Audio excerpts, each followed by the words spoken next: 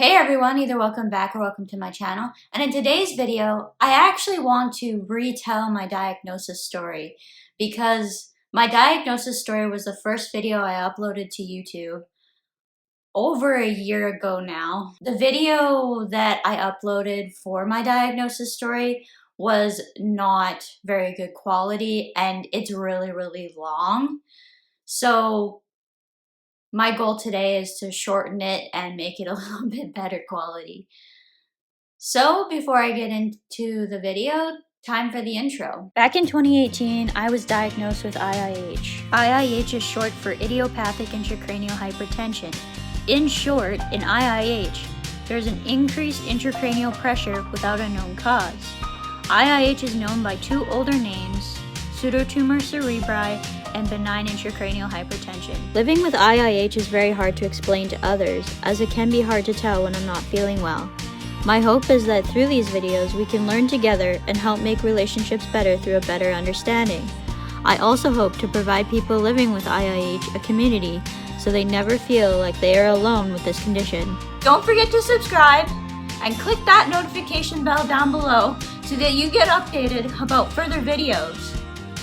I upload new content every Monday and Thursday afternoon. My diagnosis story takes place in 2018. In January of 2018, I woke up feeling like I was getting sick.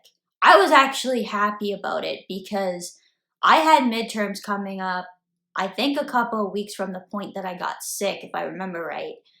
And so I was like, okay, good. We're going to get a virus out of the way and I'm going to be feeling okay for exams to start.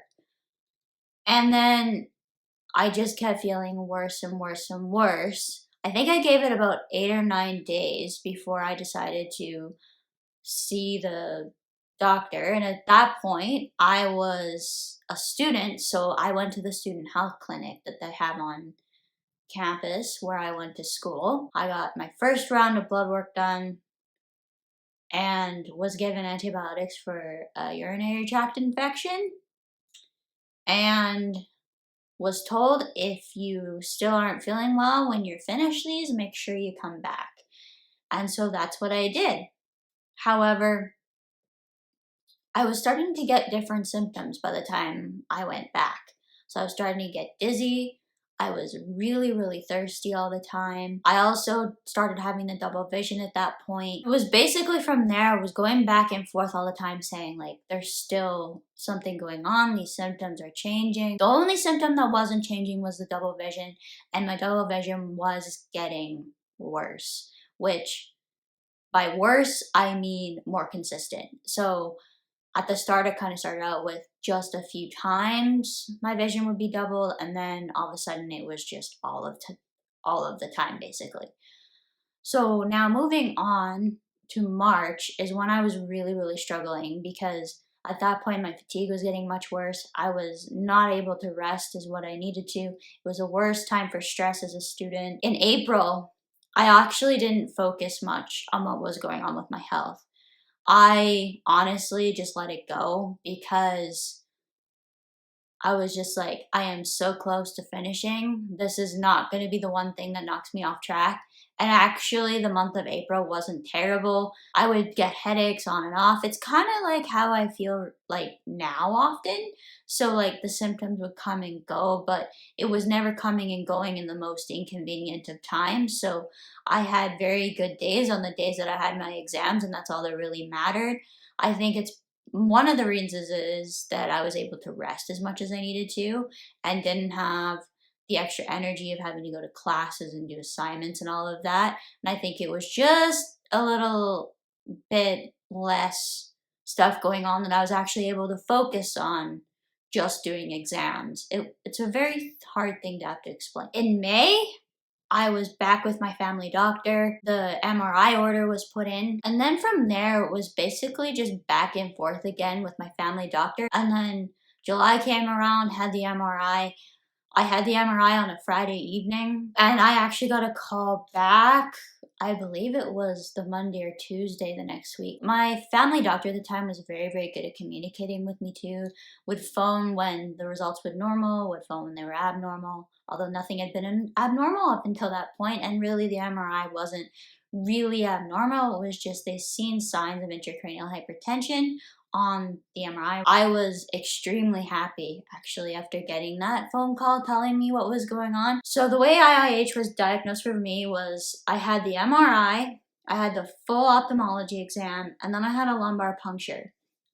So I just want to go through each of those again and just explain why in case this is the first video you're stumbling upon. The second step, once I had the MRI done and they noticed signs of intracranial hypertension, the next step was to look at my optic nerves. And the first time I had my ophthalmology appointment, I think they must have done 45 minutes worth of testing. And I think I used every machine they had at one point. They noticed that I had swelling on my optic nerves.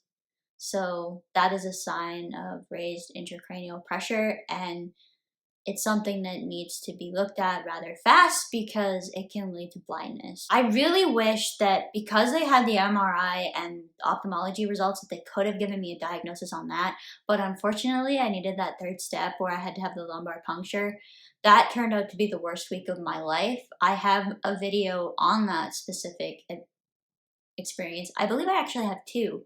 I believe I have one where I talk about the lumbar puncture itself and then after the lumbar puncture. So the lumbar puncture was kind of the only hospital procedure. It was basically an all-day thing, so I had to be there at 8:30 in the morning, and I wasn't out until like 2:30 in the afternoon. So it was a really long day. Plus I hadn't slept the night before because I was so worried about the procedure. The testing and all of that was all put together and came out with a diagnosis of idiopathic intracranial hypertension. So that's basically my story. There was no emergency hospital stays. A few months after that, I started getting migraine symptoms too. I hope that's a little bit shorter of a diagnosis process and kind of gives you an idea of what the diagnosis process is like. If you guys have any questions or comments, feel free to leave them down below. And as for now, that's it for today. Bye everyone.